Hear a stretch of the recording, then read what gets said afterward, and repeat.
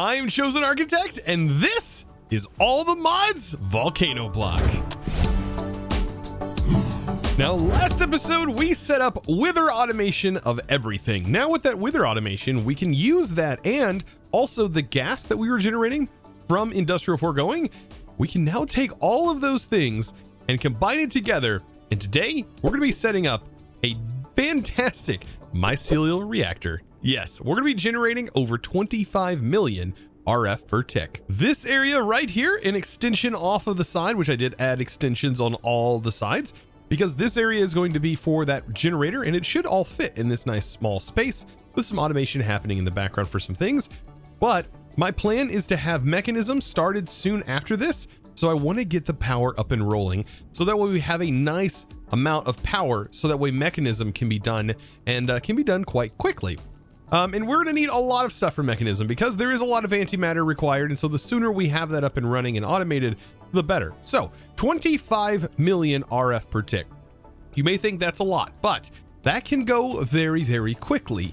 And now all of these generators combined will be able to produce that. However, we do need a mycelial generator, this thing right here. So this is going to be a new crafting recipe. As you can see, it does use that ether gas, but it also requires these supreme machine frames. And I believe 3 of the generators that are required out of the total of 16 that we're going to automate today requires the supreme machine frame. So you do need ether gas before you can make this. And if you're wondering how to get that, well, you can just check out the last episode. Getting into this today, I've got to go through here and I need to craft up all of these generators. Thankfully, I only have to craft them up once, but this is very reminiscent, very, very reminiscent of the good old rainbow generator, if you remember that from back in 1.12 of modded Minecraft. Now, just about all of the generators I'm going to be making, I have made, which I just had the resources just in the storage. However, one of them I did not, and that was the crimed mycelial generator. So this thing right here does require the crimson fungus, which I have yet to fully make and harvest, but we can do that easily. I went ahead and made some nether essence, and so this is producing here, and we can actually combine that nether essence and we can just craft it. It's quite easy to go ahead and craft this up.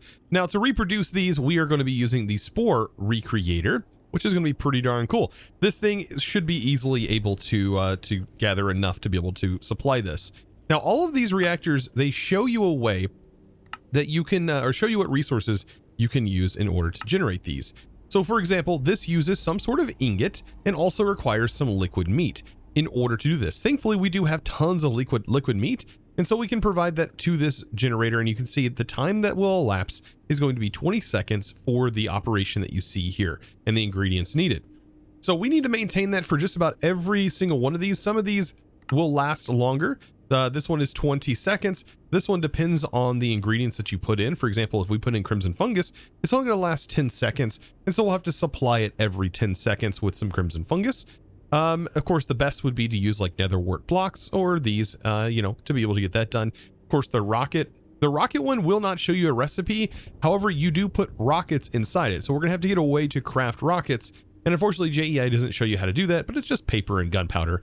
Well, it's pretty easy to understand. We might have to do an external crafter for that, because I don't know if Applied Energistics will support doing that crafting recipe. It should, but we'll have to see how that goes. But anyways, let's go ahead and get all these generators placed in. That's the fun part, right? So I'm going to place them in basically the order that they're crafted in. And I'm going to place them all down just like so. Now, some of these generators do produce some negative effects, which are pretty nasty, that you don't really want to be around. And we're also going to probably need to set up some mufflers, because the TNT generator is probably the worst.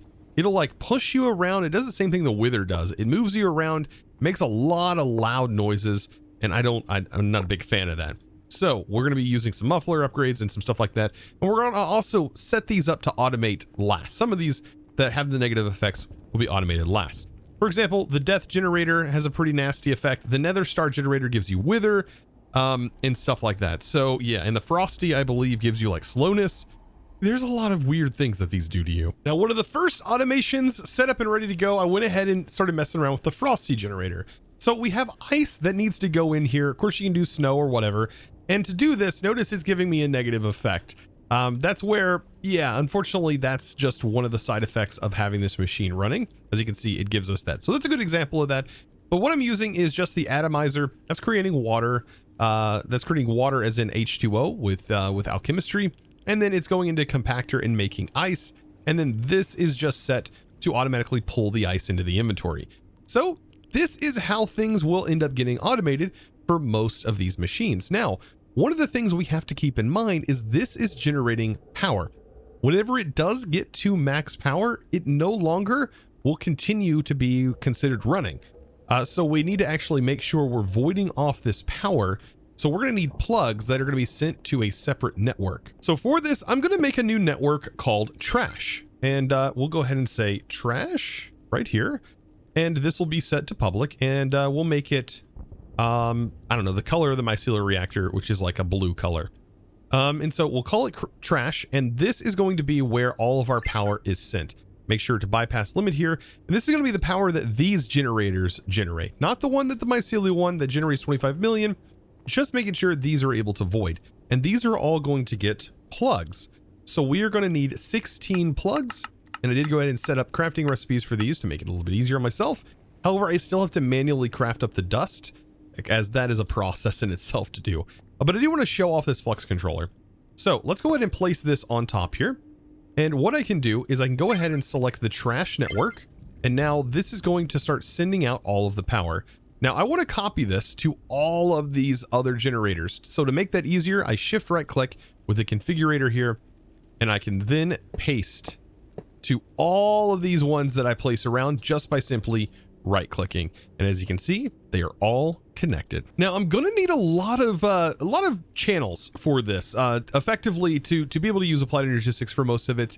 And so I'm going to be diving into a little bit of peer-to-peer. So this will be sort of the first time me covering a little bit of peer-to-peer when it comes to applied energistics in itself.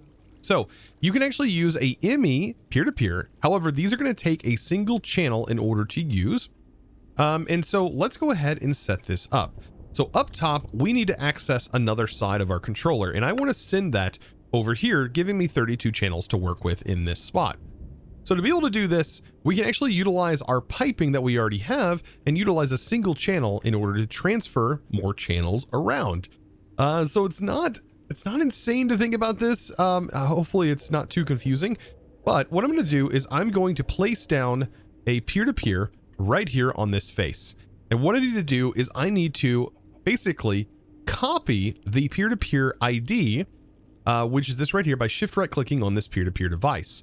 And then we can just simply connect it up like so. And now it is connected. So you can see there's the frequency. So we have the configuration copied and it has a frequency ID. So on this card, all we have to do in order to take that channel, that 32 channels that we just accessed, all we have to do is simply place another peer-to-peer tunnel on, for example, this. So this is now connected, and all we have to do is place our cable, and that device is going to turn on, and then we'll right click with this memory card, and we should now have 32 new channels on this dense cable that we see right here. So 32 channels, that is basically coming off of the 32 from the top side of this. So this is how you use peer-to-peer. Just think of the peer-to-peer as just utilizing these cables as a means of transferring different things.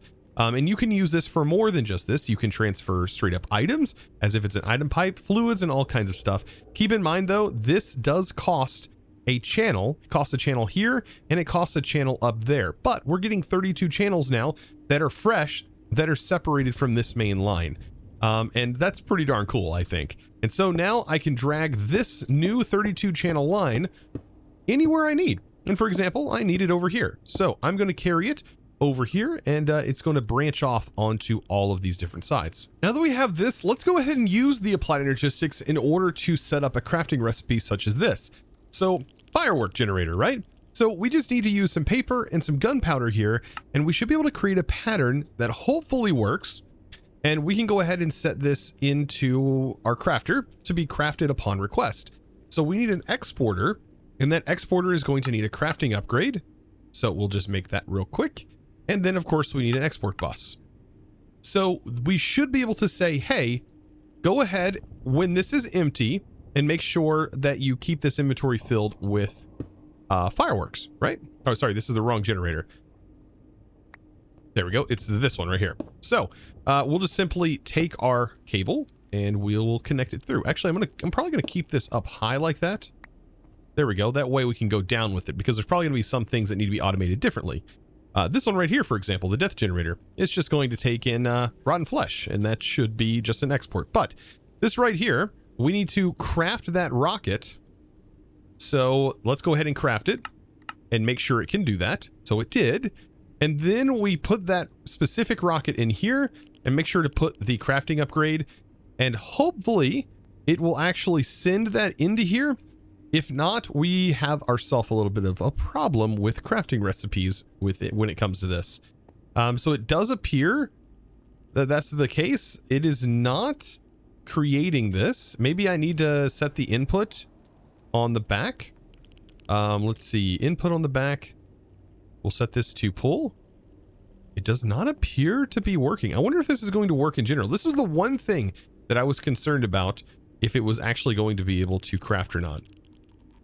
So we can take a barrel and just simply test this to make sure it's not something related to this machine and its import.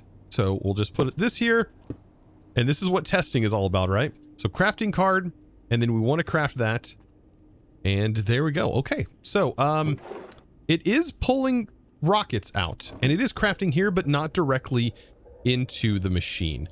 So that is unfortunate. But there's, at least it's a workaround. So we just found out that that, of course, is something that we're going to have to deal with maybe when it comes to exporting into this. It's just not going to export immediately. We're going to have to use some sort of interface, and then this will be set to pull, and that should be able to pull the items in. So at least we know it works, and we know that this is going to actually export. And we should start seeing that go into here, unless it's just happening so fast and pulling out the power so fast. That could be the case. And we're just not seeing it happen. Okay, so the rockets are building up, but this is not pulling from the back. Very interesting. Does this have to be a higher tier rocket? Let's check. Let's just go ahead and take one of these rockets and put them in. Okay. So I cannot put them in. I wonder if... Oh, so this is just a regular blank rocket it's crafting. That is weird. It's not like the rocket that I wanted it to make, like a tier 1 rocket. Okay, so I just made it craft a tier 2 flight duration. The tier 2 flight duration requires 2 gunpowder in its craft. So I just set it to do that. And so now I can pull this out. Let's see if this is now crafting, and will this go in here? So that goes in there, and it does appear that that is working. Okay, so that was probably our issue all along, and so this is going to be very hard now. Oh, let's go ahead and disable this. Oh man, I want to make sure this is the last thing we set up to automate, but I'm pretty sure it will function. I just got to get down here. Oh no, this is making it so difficult because I'm getting levitation from that rocket.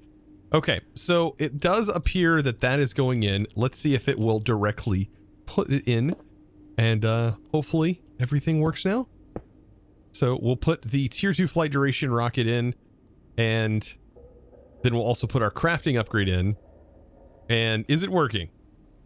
And will it directly input? It does. Okay, good. Whew, that makes our setups a lot easier. We just had to get over that weird crafting recipe. So with this generator and this generator, it just requires an exporter, so that should be pretty straightforward. I can go ahead and get some exporters made up, so we can go ahead and apply them to the generators that, well, are going to just need simply an exporter on them. So for example, this is going to need just rotten flesh. This is going to need a craftable ingredient. This is going to just need nether stars. That's very simple. Pink generator is just going to require pink dye, which we're generating from our chickens. Now the magma generator, it requires lava, and it's going to also require, I believe, redstone that goes in it. That's something we'll worry about here in a little bit. And then the halitosis generator, this one's actually going to be automated a little bit differently as well. That one's already set up. Oh, it's so bad. And then the explosive generator is going to require a crafting recipe making TNT. The ender, I believe this literally just gets ender pearls. So a lot of these are just like sending it in. The disenchantment's very special. We're going to get into that here in a second as well. Potion generator is a little bit interesting, as we can just use water bottles. The culinary generator is an export. Slimy generator both requires milk, and it's also going to require slime. So that's going to be a special thing. And then the furnace is just a burnable material. And then we have this one, which requires a fluid and a liquid. So for the most part, everything here is going to be an export, just these few things, and we're going to talk about automating every single one of them. First things first, let's talk about the Spore recreator. So I'm going to get myself a point for a little bit of power because this machine does require some power. And so let's get this set up on the main. And this also is going to require some water. So I'm actually going to set this up on the bottom, kind of hidden away. And then we'll go ahead and have the water input pulled in. And so we'll go ahead and pull the water in. And what should happen is if we put this spore in, it should go ahead and recreate it, I do believe.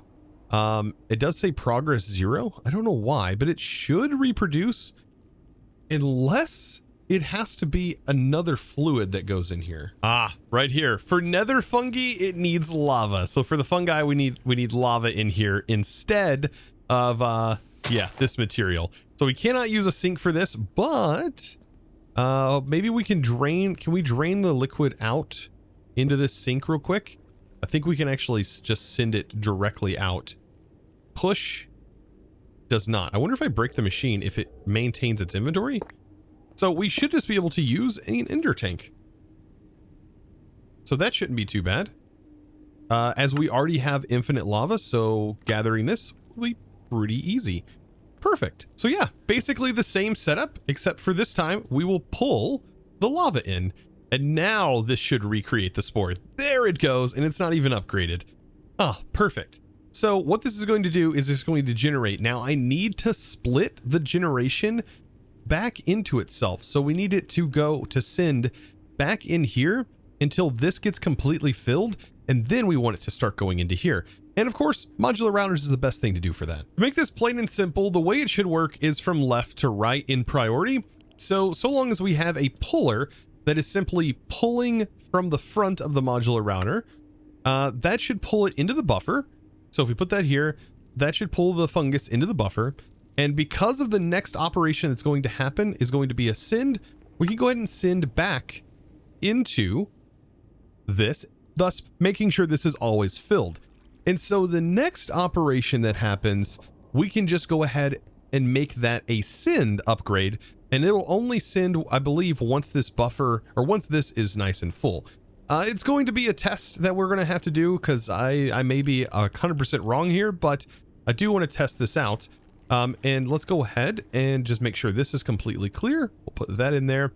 And then I'm just going to send the mycelial that it pulls back in the next time once it has nowhere else for this to send to. And it should start sending into this. So I hope. Yeah, it doesn't seem like it's sending anything here yet. And this is still starting to build up. So all is well. I know my confidence is very lacking there, but I think this is going to work. This is 100% going to work. I do believe the priorities do work in that way. By the way, I'm going to go ahead and remove all the plugs because I don't want all these activated just yet. And unfortunately, there's not like any major redstone control that's a part of them, which I wish there was.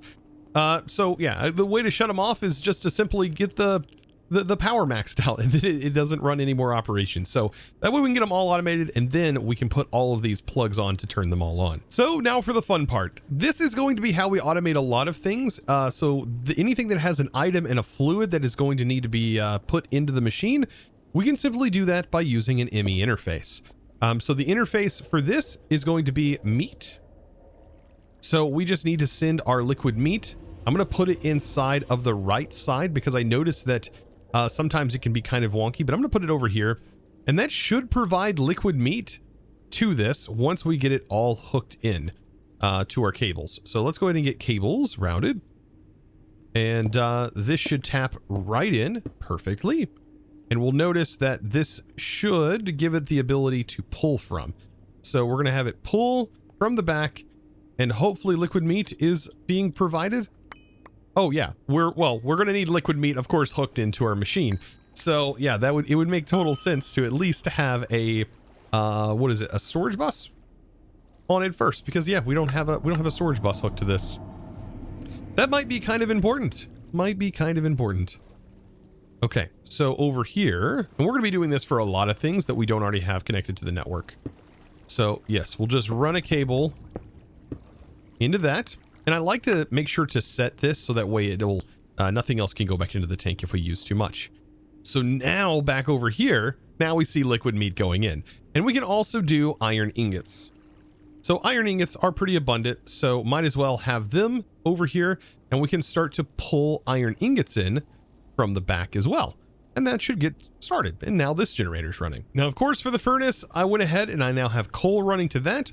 The slimy is going to require milk in a slime ball. And well, I need to get milk automated, and we don't have that done yet. So let me show you an interesting way of doing it. Now, similarly to how we actually gathered our dragon in a bottle that we're going to be using for this, this is also how I'm going to gather my cow. So I place a cow down. Oh no, it ended up putting this inside the jar. I didn't want that into the jar.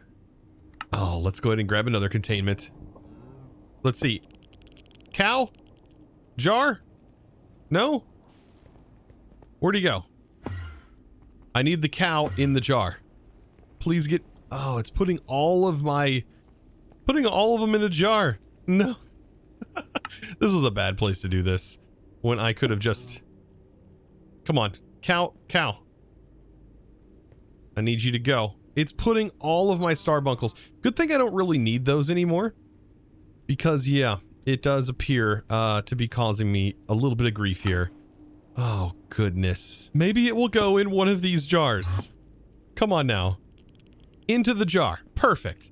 Okay, I don't know. I don't think you can get them out of the jar. That's kind of unfortunate. But I have a bunch of starbunkles now in a jar, oddly enough.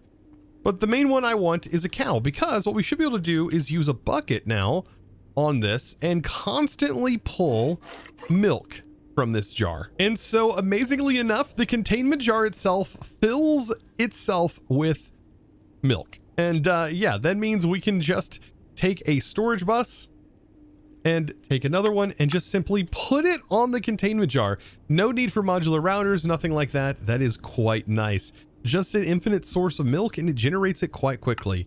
So no more do I have to worry about how am I going to get milk for this setup, because this is so nice. Ours for the win yet again. And just like that, there we go. We have ourselves milk now and slime balls going into the ME interface. Thank you, little fella. Now, I've not tested this, but I think with the potion generator, we can just take a bottle and we can send this just regular water, right? So I have a sink here, and if I give this regular water, it now has a glass bottle. So I'm going to need an input and output, and I don't think you can set this to both in one go. So what I'm going to use is actually modular routers yet again for this. And I should be able to automatically pull and push with the modular router, and I can control everything from there. So I'm just going to basically have it pull.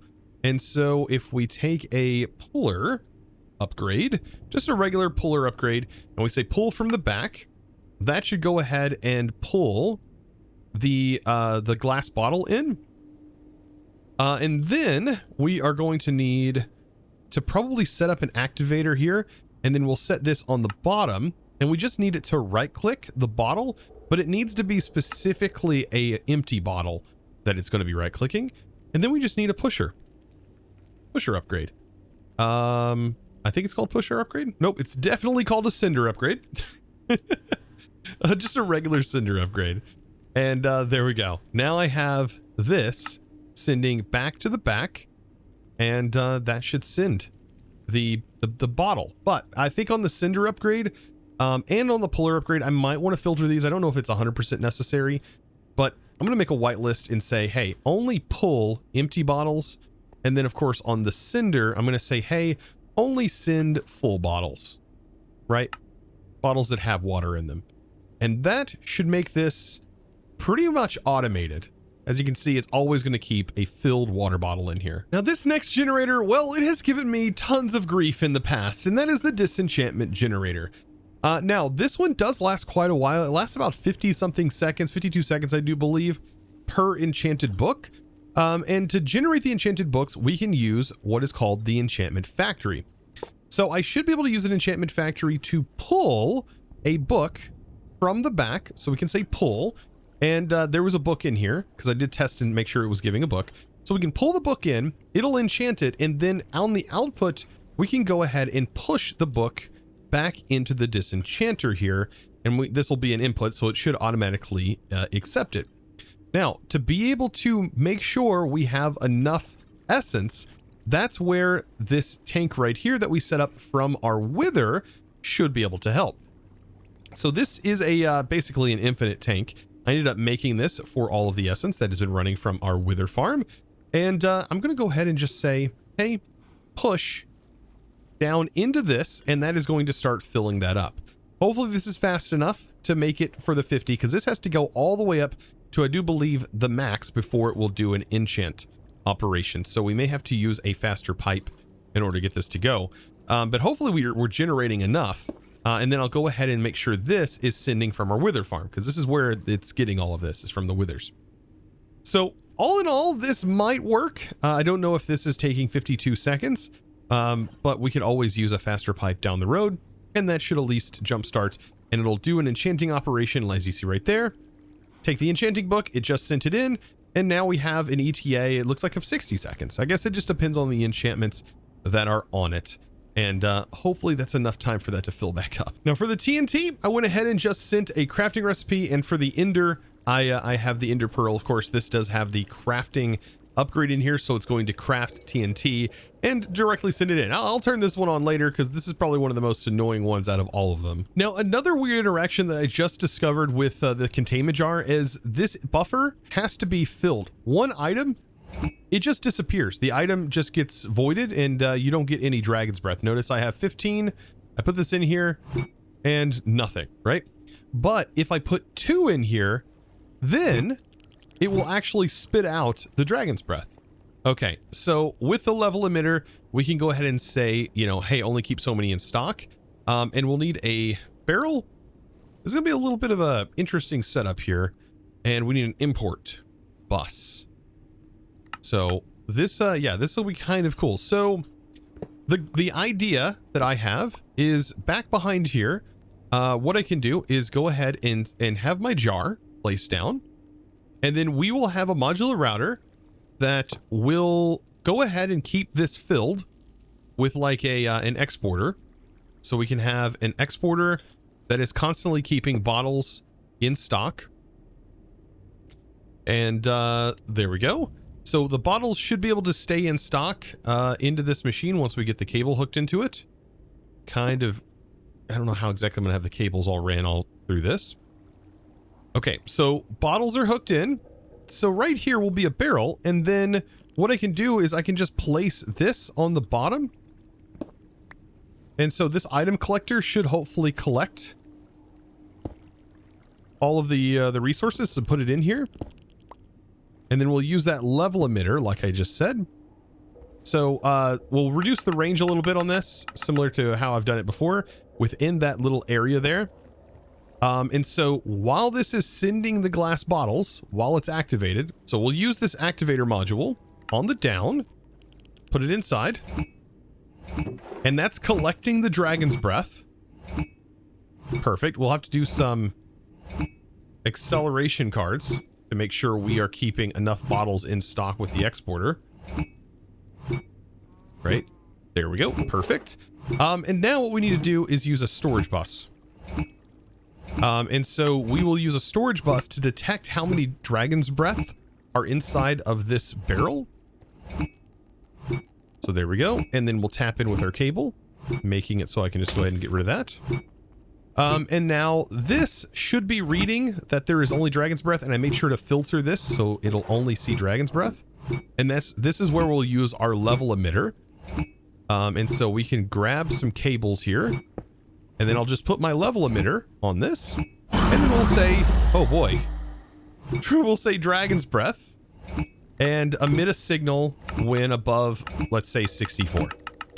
I think that's a pretty good number.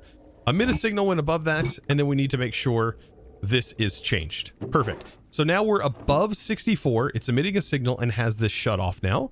And so a little bit of redstone logistics, and then we'll say make sure we pull and always keeps this full of dragon's breath. There we go. It's now automated. Now for the magma mycelial generator, I think you can either use redstone or not on this, and I want to try just going about it using, yeah, no redstone. As you can see right here, it's going to pull lava in from an ender tank. And yeah, no, we don't need to actually give this any redstone at all, making it even easier. I think everything is literally connected now, minus the TNT, which is the last thing I want to connect because it is very annoying. Yeah, there it goes. Yeah, and dangerous. Yeah, so those sounds, by the way, it's definitely muffler time. Explosion, TNT.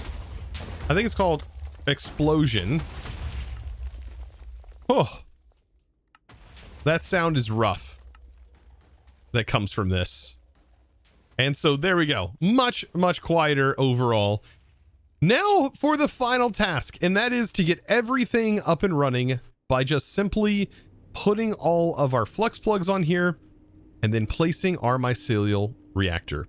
So let's go ahead and place down the mycelial reactor, and I'm going to go ahead and place this down in the center. And then I'm going to need a plug for this that's going to be connected to our main network. Now, we don't have anywhere to really store this power just yet, but this should generate 20 million, which means we need to bypass 25 million RF per tick once we get these plugs put on here. And all of these generators start going. Oh boy. And this is definitely an area we want to stay away from while this is running, because there's just so many negative effects that happen. And last but not least, this one, back away. And what we should have happening is the 25 million RF per tick being generated from this. And yes, it is definitely generating it. As you can see, my goodness, unlimited power now that we now have. It is gorgeous. So guys, with that, I know today was a little bit longer of an episode, but I think overall we got all of this done and it was incredibly worth it. So guys, let me know down in the comments below, what do you think of this setup? Do you think this is worth 25 million RF per tick? I would love to hear from you down in the comments below. And of course, guys, if you haven't subscribed already, now would be a great time to do this. These videos do take quite a long time to make, and all you have to do to say thanks is just to simply click that subscribe button and or give this video a thumbs up. Guys, I thank you so much for watching, and it is now time to thank the amazing supporters that make these videos all possible. And that amazing thank you is going to go to Lukiki. Thank you so much for your amazing support, by the way, over on the Discord, becoming a Discord premium member and continuing to support me in one of the best ways possible. Of course, guys, if you're looking to support as well, or you just want a friendly community to join, be sure to check out my Discord, discord.gg/ChosenArchitect, and join today. We have almost 30,000 members over there, so I would love to have you guys over here. It's a great place to hang out. I'm usually in the voice channels, and we just chill and play Minecraft and just enjoy the game. It's a really nice community, so I recommend checking it out if you haven't already. Guys, I thank you so much for watching. I will see you in the next episode, and as always, thanks for watching. Bye!